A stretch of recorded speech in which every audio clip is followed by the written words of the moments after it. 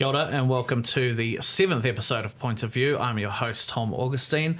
We've got a really great show coming up today. We're going to be talking about everything coming out on the big screen in April and also on streaming. But most especially, we're talking to Paolo Rotondo, the artistic director of the incredible Italian Film Festival, which is rolling out in Auckland before heading out across New Zealand throughout the year. The program just dropped. It is really wonderful.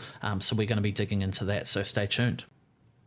Paolo Rotondo is a amazing filmmaker, actor. He is also the artistic director of the Italian Film Festival, which is celebrating its 10th anniversary this year. Now, there are a lot of cultural film festivals in this country, but bar none, the Italian Film Festival has always been my favourite. The programming is exquisite. Always the sense of festivity around it is so great. And just look at this amazing program that's just come out. It's really beautiful. So thank you for being here with us today, Paolo. Grazie and buongiorno to everyone. Buongiorno. Yeah, thanks, Tom. It's so nice to be here. And thanks for the kind words about the festival. Oh, look, it's very easy when it's this good. I mean, one of my favorite film memories is watching Il Gattopardo, the leopard, at the Italian Film Festival. We hadn't met at that point. You came up and shook my hand. We had a quick chat, and then you moved on because you had a bunch of people to talk to. But then going in and watching that film, which I had never seen on the big screen, was incredible. And it's I remember that was at the Capitol, wasn't it? It was, yeah. And it's just been hitting highs since then. So this program is special because it's the 10-year anniversary. So I assume that you were going into it with a sense of kind of looking back, ceremony. What was the kind of idea behind this year's program? Well, we've sort of been honing our relationship with our audiences over the time. And obviously in New Zealand, the Italian community is tiny, right? So I feel this great responsibility of sort of sharing Italian cinema with non-Italians. But at the same time, because I'm Italian and I've got my Italian community, I've got to represent Italy in an authentic way. Yeah. And so there's a kind of slightly, we've sort of been trying to build audiences and challenging them a little bit over the years. I don't know if you've noticed, but, you know, last year we did a really challenging film for an opening night film. And each time we try to sort of up the stakes so that we don't, film festival audiences are sophisticated. They don't want to just see what they could normally see in commercial cinema. So they want something a little bit more interesting, and that involves documentaries and classics as well. Yeah. And I've been able to put a few of my faves in a bit this year, like the classic film this year that we've got, which is one of the centerpieces, is Il Postino by Massimo Troisi. And that was a film that won an Oscar in the 90s. And he got a posthumous Academy Award as well, the writer co-director, because it's directed by Massimo Troisi and Michael Radford, who's a British director. Right. And so that's it's also probably one of the best loved Italian films of the last sort of 40 years. Sure. And it's from my part of Italy. So I've been looking for the opportunity, and it was like, the anniversary of the film's coming out. And so I was like, yes, great. Now's the time I can show off something that's close to my heart. And it's one of those films that I think for audiences, it's got the sentimentality and the beauty and the philosophy that Anglo-Saxon audiences come to associate with Italian films. Right. You know, it's really beautiful, poetic, really funny, but it's got a kind of sweetness and romanticism that is, Latin. It's Italian, it's fantastic. Mediterranean. So it really transports you. You don't get that kind of feeling. That you don't get the warm buzz and that kind of humour and philosophizing in American or English-speaking films in the same way. Totally. So that was a true pleasure. Well, it's interesting that you mention that, because I feel like another filmmaker who's kind of got a little bit of a highlight in here, Sorrentino, kind of has that same sort of passion in his filmmaking. And we've got Parthenope this year, and we've got Youth as well. That's right. So that's a really great filmmaker to be spotlighting as well. And then you've also got Anthony Minghella as well. Yeah, and that was a choice that I've been looking forward to doing. I mean, I haven't seen another festival do it, but I'm an Italian who lives overseas, and I'm a filmmaker, but I think of myself as Italian. And so Anthony Minghella is he's Italian heritage. Both his parents were immigrants to the Isle of Wight in England, and they had a gelato shop. Right. So his films, for me, have an incredible Italian sensibility, but he's a filmmaker working in British films. Yeah. Right. But both The English Patient and The Talented Mr. Ripley are centered in Italy. And so you have this vision of an Italian diaspora kind of look at Italy. And so I think it's really part of and I obviously I connect to that because that's my experience. I look at Italy from the outside because I don't live there all the time. And I think that was what Minghella was doing. And so his perspective is really, really interesting.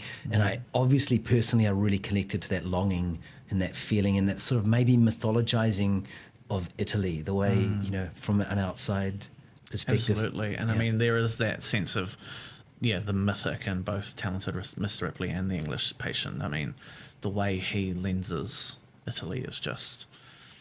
It's bar none. It's exquisite. And so it's a really great showcase of what you're talking about, that kind of diasporic approach, coming back, having a look at it from the outside. You get that sense in the storytelling as well. Magic. What else in the program is exciting you this year? We've got a film by a beautiful... well, actually, I'll talk about the opening night film. Yes. The opening night film is called Gloria, and Gloria is the classic crowd-pleasing film. It is a sort of film that will leave you laughing and smiling for 15, 20 minutes afterwards. And it's basically about, it's an anachronistic musical film. So it's set in the 19th century in a women's orphanage around the Veneto region. And they get together and they make a choir and they make music and they compose. And of course, they are rebellious, these young orphans. And it's really feminine driven. And first-time film director. Wow. She is incredible. Her name is Margherita Vicario. And but they use music of the time, so you'll hear Vivaldi in it, but then you'll also hear contemporary music. So it's got that anachronistic sort of playful. It's never trying to take itself too serious or be highbrow, and it's just joyous as a film. And it was like the perfect opening. And actually, it showed in the New Zealand International Film Festival. Oh, okay. But because, the New Zealand International Film is so big, it didn't get quite the spotlight. Yeah, right. And I just couldn't go past it. I think this is the perfect opening night film. So I think we'll have a whole entire new audience of people who may not have seen it. Yeah, fantastic. I think I saw it in the festival but couldn't fit it in, so this is a great opportunity to really spotlight it. I'm also interested in this other film on the same page, Ciao Bambino, which was completely not on my radar. Had a look at some of the imagery from it, which is exquisite. And so I'm very, very interested in it. You're the film buff. I mean, you'll see the sort of French New Wave look in there, but it's shot in beautiful black and white. It's not a frame in it that is just not so elegant, but not in a cinema verite kind of feel, because it's shot on the periphery of Napoli, in that crime-ridden sort of poorer. But he brings the beauty of that world out with the cinematography in such a way, and it's that. A little bit like the Rialto film that's going to show called Tu Chiara, that's on the Rialto channel now. It's that Italian perspective on the crime mafia genre, right? Which couldn't be more different from the romanticizing American version. Yeah, right. And so it has an authenticity and a poeticism and a beauty and you feel real families and real people in a world where this crime exists, and it feels like an ancient Greek myth nearly in terms of and if you think about where Napoli is, it was founded by the Greeks. It's just a really timeless film, and it is so beautiful. And when my wife saw it, she's a Kiwi Māori, the managing director of the film festival, she was like, this is one of the best mafia films I have ever seen. Wow. And I think it was because of that, the sort of gentle sensibility. So it's not one of those films. I don't think you see the crime on screen at all. Oh wow! It's more like that's the world, and so it's a little bit more powerful. Yeah, right. Than seeing the gunshots and the violence. It's actually, this is a world where that happens, and you just know it. and it's very moving and very beautiful. And I just cannot help use the word cool. Yeah, right. Because I mean, it's obviously got these beautiful young people in it who are right. just so gorgeous and sexy, and but the style of cinematography and the attitude is just. Yeah, they're just so cool. Fantastic. I mean, that is such a good point what you're saying about crime films from within Italy having a different feel. I mean, thinking about something like, the one that when I was looking at this, I thought of Rocco and his brothers, the Visconti. I mean, I don't know if there's actually much beyond the fact that it's like beautiful people in black and white and it's crime, but a bunch of others. There's a lot that looks really, really fascinating about that film. Another one that I'm really interested in is Parthenope, which I mentioned briefly before.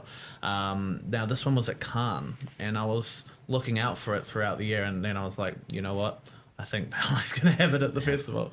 It looks really beautiful again. Now, this one's based on a Greek myth. So he's also Neapolitan, so like myself. So the city of Napoli is based. There's a siren called Parthenope, and she was on the rock, and she tried to, beckon the sailors to come, and of course, a ship, I think with Odysseus, hit the rocks. Right. And on this rock, which is in the middle of the Bay of Naples, in the city now, it's got a castle on it.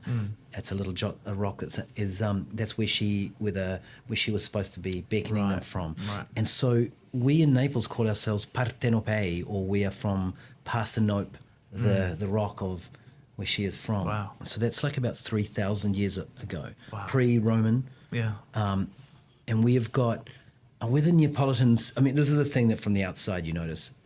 We are so still have this ancient Greek feel about us in the south. We're Mediterranean. We're not Europeans. And Paolo Sorrentino wanted to celebrate that. And so it's very, Sorrentino uses, he's the heir of Fellini. His visual style 100%. is full of fantasy and full of inventiveness and visual creativity and whimsy all the time. So he doesn't tell very linear stories. His stories aren't like 3-act structures with a beginning, middle, and an end. Yeah, totally. They're more like philosophical approaches or treatises on something. And so he uses this idea to celebrate his city, of the myth of Parthenope.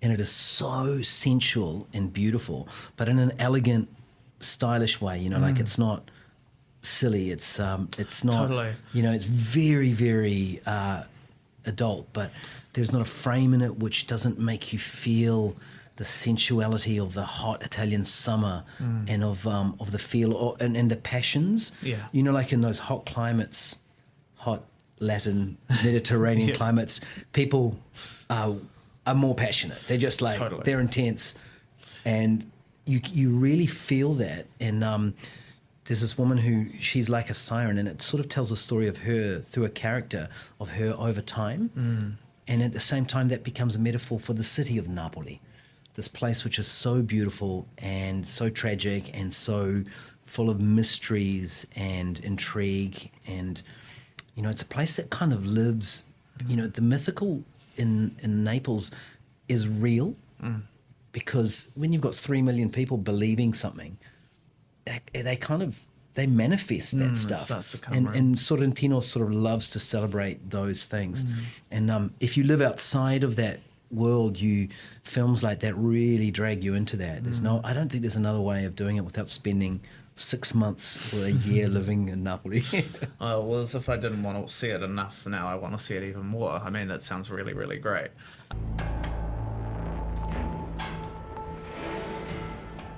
Looking into April, what we've got coming up on the big screen out there in the world, I'm going to start with another filmmaker who is, I guess it's kind of fortunate that his film is coming out around the same time as this film festival. Luca Guadagnino, his new film Queer, which caused a big stir last year. It's got Daniel Craig.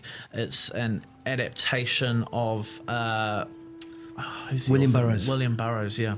And it's also the second film that came out from Guadagnino last year, along with Challenges. So it's he's a very, very busy man. But this one looks really, really sensual and interesting. It's the story of a writer who is kind of falling into a bit of a drunken stupor or a drugged up stupor, while also falling in love with a young, hot young thing. And it just looks like a very, very beautiful, sensuous kind of film. Are you a Guadagnino fan? I fell in love with Guadagnino when one of his first films that did really well was called I Am Love. Yeah. And we showed it in our film festival a few years ago as well. Guadagnino, he's one of the great Italian filmmakers of the last 20 years, for sure. And I love his voice is uncompromising. He really goes for what he likes. Totally. And once again, he's very sensual as well. And it's nice in the Challenges, for example, that came out last year. It was a heterosexual relationship, and in this one, you've got like a Daniel Craig playing a William Burroughs inspired character. Yeah, right. But he makes you feel the lust and excitement of those characters and of that sort of erotic eye, that vision. Really, he's such an aesthete. Yes. That he really goes for it. Through the lens, he makes you desire the object of desire of the character. Totally. And he just the way he uses textures, he conjures such elegant moods. I mean, I think about A Bigger Splash, which is my first one, Nino, which I really, really enjoyed, or Call Me By Your Name, the way that villa feels like somewhere that you just desperately want to go to, and just looking at even the trailer for this and seeing some of the imagery, it just looks so evocative and so rich, like overwhelmingly rich. Visually it looks incredible, eh? And although it's about sort of what would you call it? Transgressive subjects, maybe. I don't know if it is in 2025. No, I don't really so. think it's that big a deal. Love stories between men and women. I mean, it's a love story that counts, and it's the journey of the characters. Yeah. But you know what? I a few years ago I was at a film festival and I met the writer of the book Call Me By Your Name, and I asked him, how was it to have somebody interpret your book? And he said he got one script and he gave him one note. And then the next one he saw, he went, that's the film. Wow. Can you imagine allowing someone... So Guadagnino and his collaborator must be incredible adapters of books to do that. So to adapt William Burroughs in Queer is such a big responsibility because he's so well loved. Yeah, totally. It must be quite formidable to try and tackle that. And we were just discussing this off air. We were talking about his relationship to Antonioni. For our film Capital Cinema Film Club this month, we are showing an Antonioni, it kind of tying into the Italian Film Festival. We're showing his film The Passenger with Jack Nicholson and Maria Schneider. Have you seen this film? Which The Passenger? The Passenger. Yes, I have. Not for a long time, but it's unforgettable. Jack Nicholson and how can you forget the closing scene of that film? It's like one of the longest takes at the time. It might have been the longest single uncut take in history of cinema. Wow. Because it was on 35 mil. Yeah. So I think they had to do extra big spools of film in order for it to be, because it goes on for some inordinate and it is so stylish. Oh my God, how stylish and cool is it? It's just the absolute pinnacle of that. And the fact that Nicholson used his star power to be so trusting with a filmmaker who is so resolutely his own thing, unapologetic about it, as you say, like, I don't know that you would see a film by a major filmmaker like that which would have some kind of meditative, unbroken take for that long right at the end. Nowadays, it's Can you fantastic. imagine the producers? I'm just going to do this 4-minute long take, guys, and no cuts and no other coverage. Yeah, no coverage. That's it. We're also looking at Miguel Gomez's new film Grand Tour, which is coming out on the same day as Queer. We've got two really singular works coming out on the same day. Now, Grand Tour, Miguel Gomez is a really, really interesting filmmaker. He made a trilogy of Arabian Nights movies a few years ago. I believe this is his first film since then, maybe not. But it's a kind of... it's a kind of journey through the early 20th century. It's about a woman chasing her husband across big grand expanses after he's kind of fled their marriage, and there's a whole lot of other stuff going on.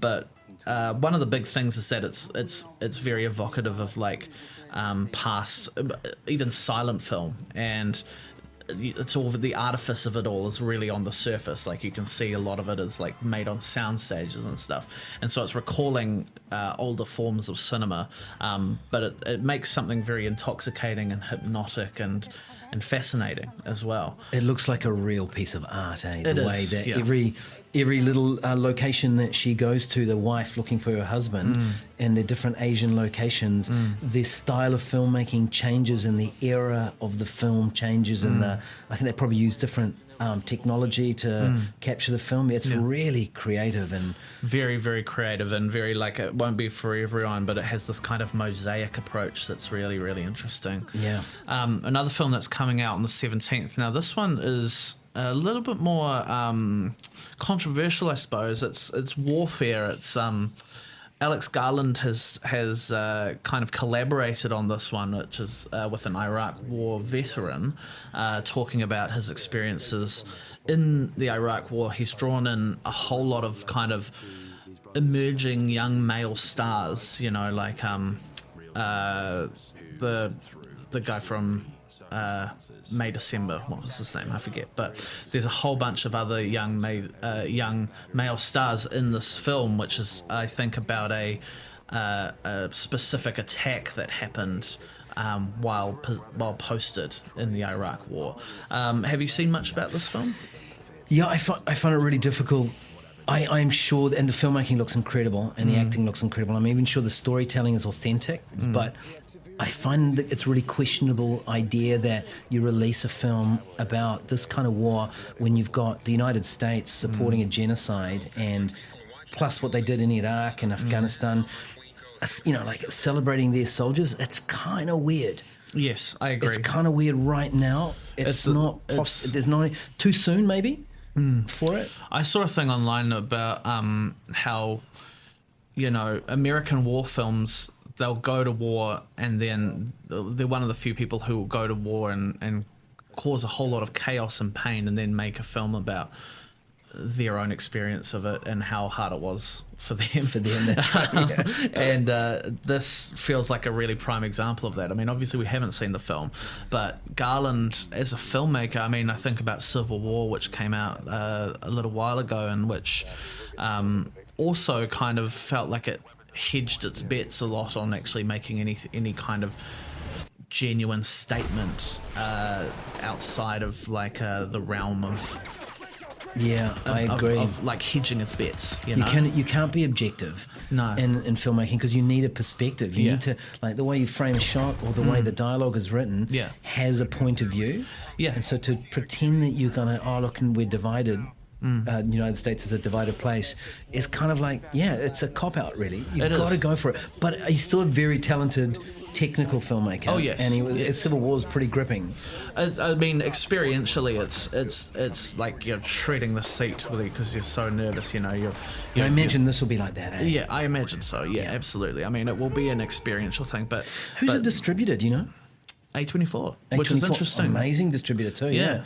Yeah, but I wonder if, you go, hey guys, should read the room. Read the room.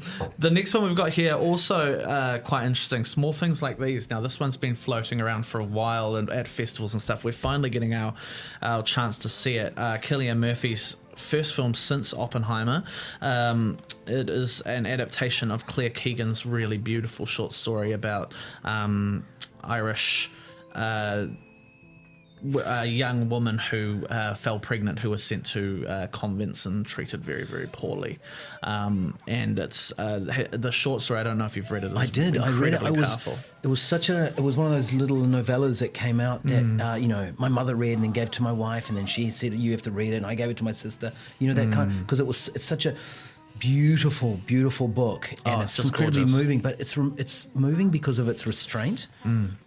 It's about something really big and really incredibly dark, but the treatment of it is incredibly delicate. Yes, it's all about what you don't see as much as what you do. Yeah, which I'm hoping we'll see in the film as well. I think it's really beautiful, actually, that Cillian Murphy has obviously ascended into a new level of stardom, but he's always been very interested in Irish stories and keeping some tie to that.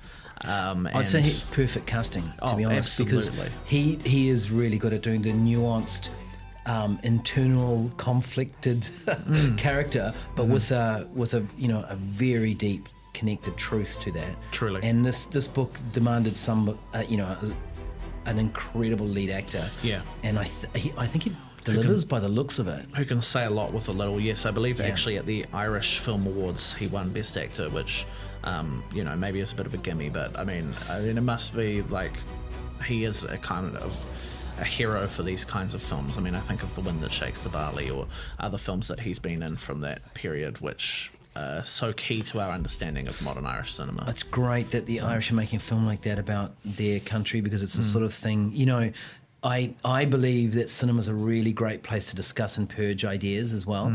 And, obviously it would be so...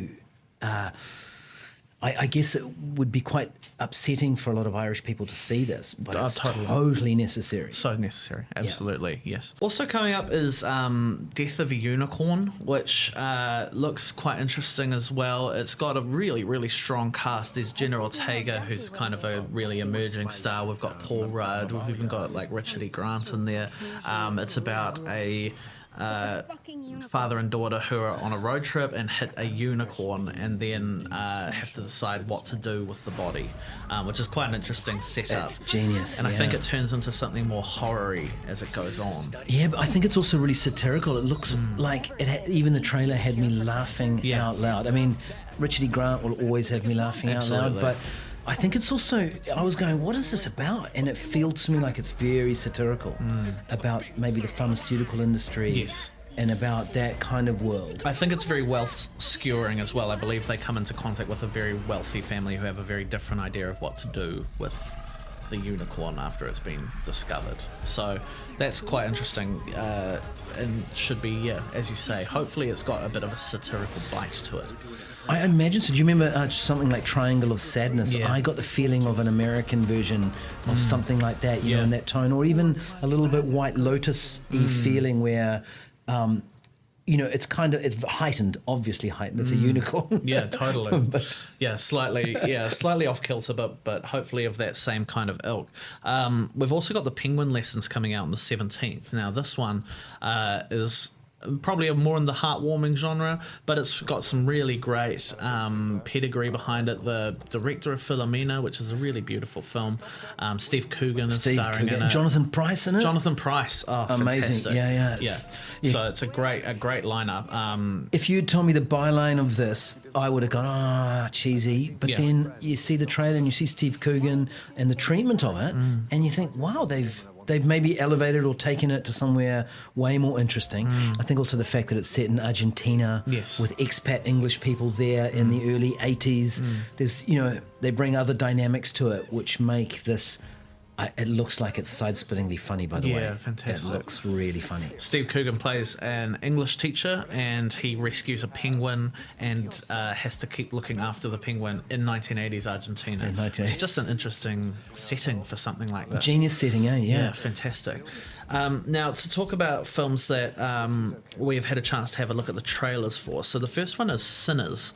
Now, this one's quite interesting because it's the first film from Ryan Coogler that's not franchise-based since, I think, Fruitvale Station. I mean, he did Creed and the Black Panther movies, and they have kind of taken over this young director's life for a long time, and this seems like his first standalone for quite a while. I really do rate Ryan Coogler. I think Fruitvale Station's incredible. I think Creed is absolutely beautiful. The first Black Panther is one of the few Marvel films that really feels like it stands out by itself, you know. But I am really happy to see him back in the realm of telling a story that seems to be kind of unique and original. It's a story of two black brothers, and I believe it's like Depression era American Jim South. Crow, South. Southern Gothic. Louisiana. Southern like Gothic, that. that's the way, And it's a vampire movie, which is interesting as well. I don't think he's ever handled a horror before. What did you think of the trailer when you saw it? Oh, you can really tell that his experience on the big franchise films has paid off in his formal filmmaking. Yes, 100%. It's really styly. Really It's, muscular, yeah, exactly. And it's got all the formality of action film, but then it's also got an art house sensibility, and the setting and the art direction looks incredible. Yeah. They filmed it all in Louisiana on purpose as well, and right. I also love, like all his films, they do have that sort of socio-political undercurrent. Yeah, but it's it's not too heavy-handed. This time the vampires are white racists, obviously. Yeah, very clearly. And so I go, yeah, brilliant. That's a perfect metaphor, you know. And the lead actor, what's his name? Michael B. Jordan. Michael B. Jordan plays twins, and he plays both of them, and he looks like he really holds the screen. I mean, he's just a wonderful presence. I've always found him to be a really wonderful presence on screen, he's joined by a cast of just like every name is like, yes, I really can't wait to see that, including Delroy Lindo, incredible actor, Haley Steinfeld, I forget her name, Ingenue, Alice Taylor from Nickel Boys, and a whole bunch of other great actors. So it's a really great lineup. The whole New Orleans packed with the devil musical aspect of it is also really interesting, because I haven't seen that treated since maybe something like Angel Heart in a really strong way. It's a long time ago. Yeah, that's a great story world to tap into. Totally. It's so rich. The other trailer that we had to talk about was Emmanuel, which is I guess it's a remake of the classic sort of series of erotica films. This one is a little bit different. It comes from Audrey Dewan, who made a bit of a splash with her debut feature Happening a while back, which was a very, very sober, difficult but beautiful abortion drama. So this one looks like it's a bit of a different take on that kind of property. It's an interesting one. What did you make of the trailer when you had a look at it? Aesthetically, the erotic aspect of it was really appealing. Like, it looks really beautiful. Yes. And what I was surprised at is that it's an English-speaking film in a French genre. So the genre of erotic mainstream films doesn't really exist outside of Italy and Spain and France. Yeah. And so I was really surprised, and I don't mind it myself at all, that genre, because it's not bad taste when you have the cultural context around it. Absolutely not. But when you export it to a different culture, I mean, English world is in a sort of post-Victorian, a lot more conservative, yes, a lot more Christian. So I don't know how that's going to work. I really want to see it. The fact that it's English has a tension with that. Well, I think there has been some disappointment actually from critical receptions that I've read, that it does play it a little safe, maybe, in terms of the way that it handles its eroticism, the way it holds back, and it's very kind of reserved in that sense. I mean, I guess when you're thinking about the original Emmanuel and how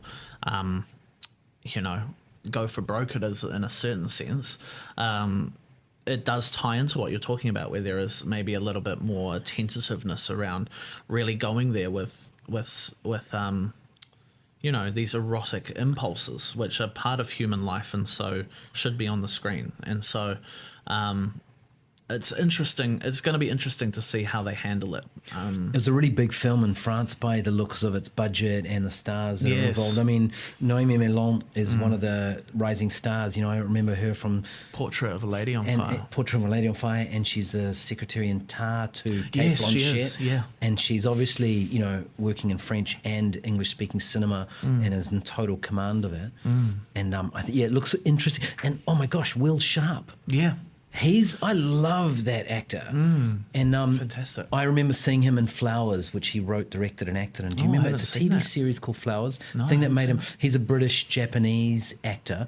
And he has a huge range from comedy to drama. And he's a really talented director, writer himself. And I'm really interested in seeing his performance because he's an interesting person to watch. I think the assembly of talent makes it an undeniable, like, it's one that needs to be seen. It's going to be interesting to watch in the context of those older films. I mean, maybe it's worth recommending that if you go and see this film, maybe it's worth thinking about seeing some of the older ones too. Yeah. Perhaps in the privacy of your own home. All right.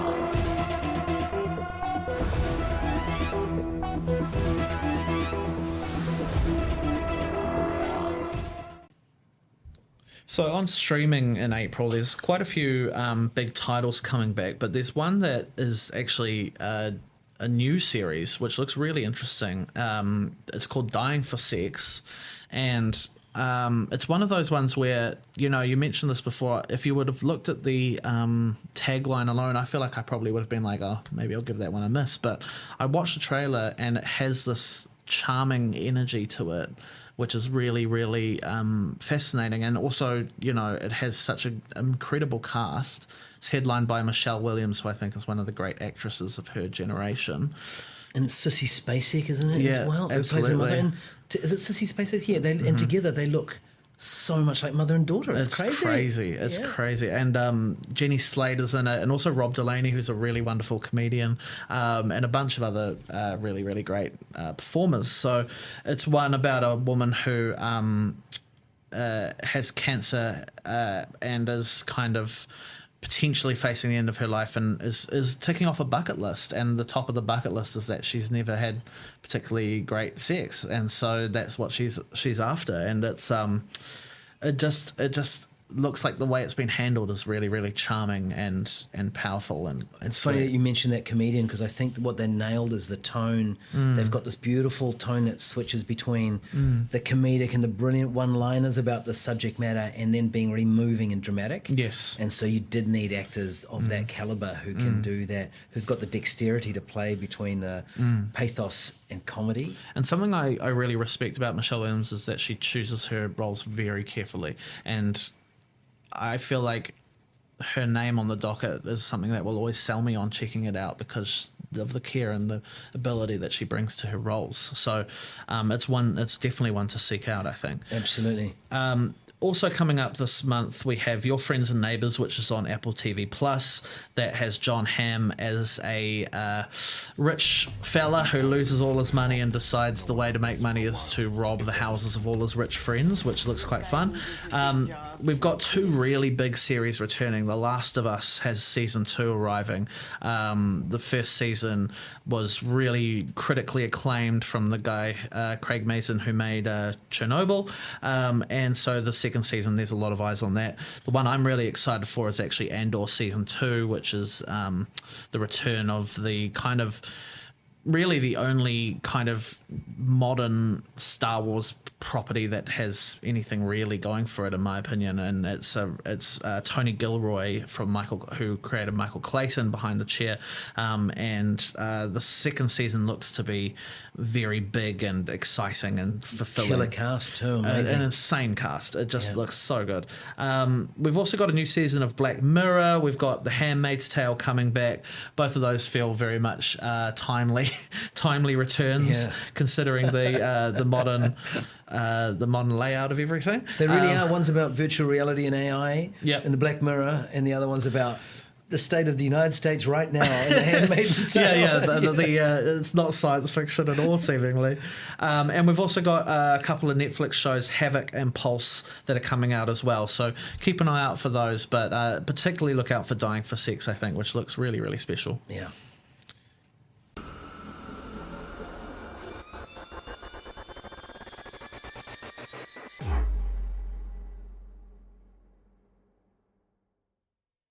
So in April, obviously, Rialto Channel is a sponsor of the Italian Film Festival, and to celebrate that, we are also having a bit of a Cinema Italiano program on the Rialto Channel, showing some really, really beautiful films. There it is, right there, showing some really beautiful films in April every Monday night. So one of these films is one of my favourite films of the last 10 years at least, a beautiful film by Alice Rohrwacher, La Chimera. La Chimera, yes.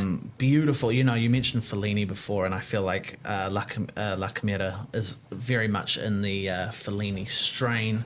It's a beautiful, beautiful film that you had at your film festival last year. Is that right? Last year, that's right. And La Chimera, it's got directed by Alice Rohrwacher, and her sister Alba Rohrwacher is in the film as well. They're like this powerhouse. They are, yeah. Alba was in Maria earlier this year. Yeah, she's very good in that too. Yeah, she's brilliant.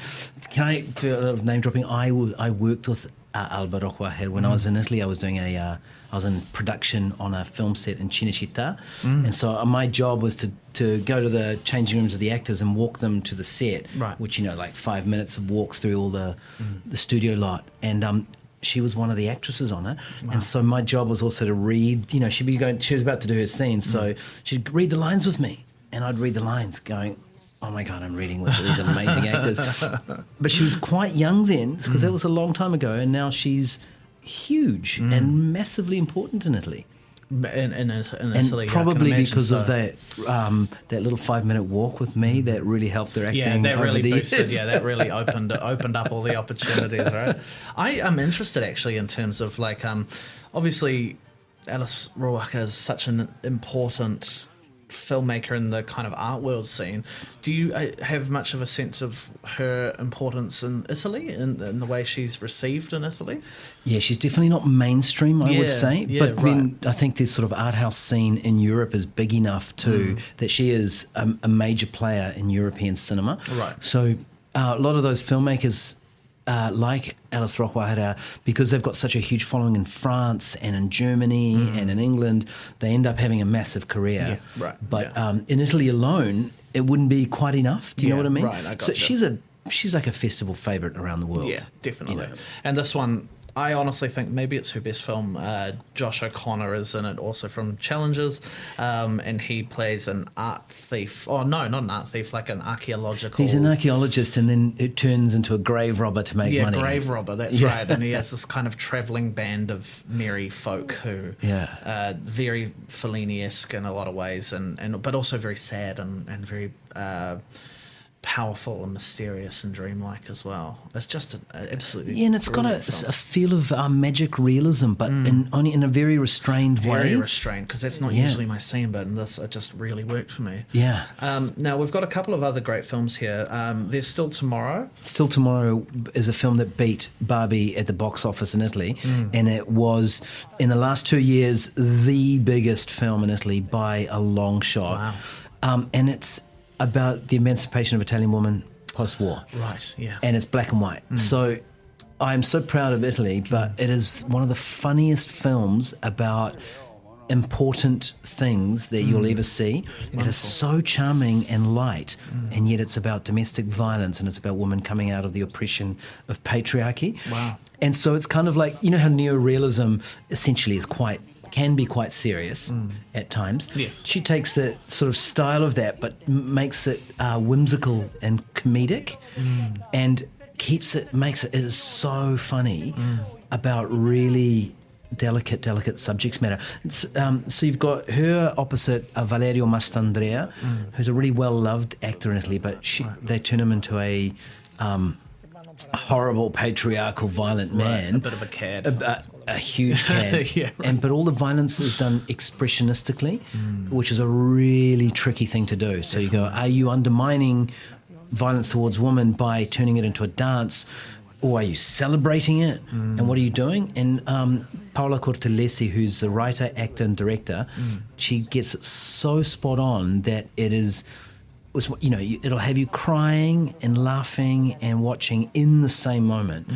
And it's been it's done nothing but huge critical acclaim around the world. So there's still tomorrow. It's one of those films that you could never plan. Producers and marketing people could never plan for the success of a film like this. It just happens to be brilliant. It just happens to, yeah. We've also got The Eight Mountains and Tu Chiara, two, I don't know if they're under the radar Italian films. Maybe Tu Chiara is. The Eight Mountains I've heard a lot of talk about. But It won the Grand Jury Prize at Cannes. Yeah, it did. Yeah, Yeah. so that's one. For me, that was my favourite film of last year's collection, just because it's so moving and beautiful, and it feels like the music of it lasts in your veins for hours. When I saw the trailer the other day again for it, it just transported me right back to the film, and I was like, wow, that's such a beautiful film about friendship between two men. Yeah. So simple, but so essential. Fantastic. And Tu Chiara is also one that has had a bit of a life in the art film circuit. Yeah. But it's an opportunity to catch it here. One that may have flown under the radar a little bit here in New Zealand. Absolutely, because it's really, really gritty and very authentic, and it's so coming of age meets crime story. Yeah, right. You know, and it's like a Greek myth in terms of like you have to kill, a father has to kill, a son has to kill his father, so to speak, or but it's a daughter discovering that her father is part of the criminal underworld, right? And so that coming of ageness of it, and it's done so delicately, and yet has all the tropes of edge of your seat tension of a crime drama at the same time. Yeah, coming of age and crime both feel like very much things that Italian cinema deal with uniquely and in a way that's really powerful. Yeah, and it's ironic for a society that never seems to grow up. Fantastic.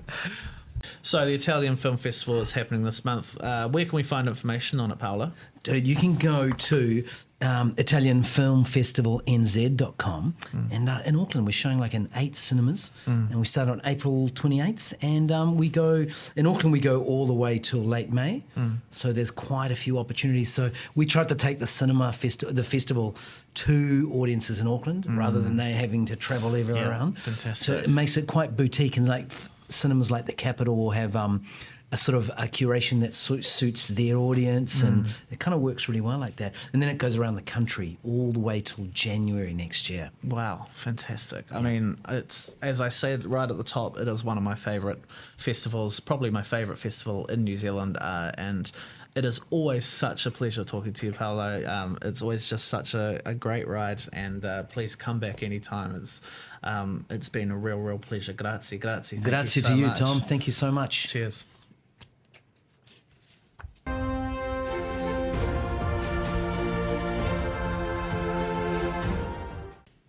Thanks to the good folks at Madman, we have two double passes to give away to The Penguin Lessons. This is the film that we talked about earlier with Steve Coogan, set in Argentina in the 1980s. An English teacher ends up unwillingly adopting a penguin, and it leads to all sorts of hijinks and mishaps. It looks actually really beautiful and really special. So we're really happy to be able to give away 2 double passes for that. So go on over to viewmag.co.nz to enter. That's all from us today. Thank you so much for joining us, and we'll see you next time for more Point of View. Ka kite.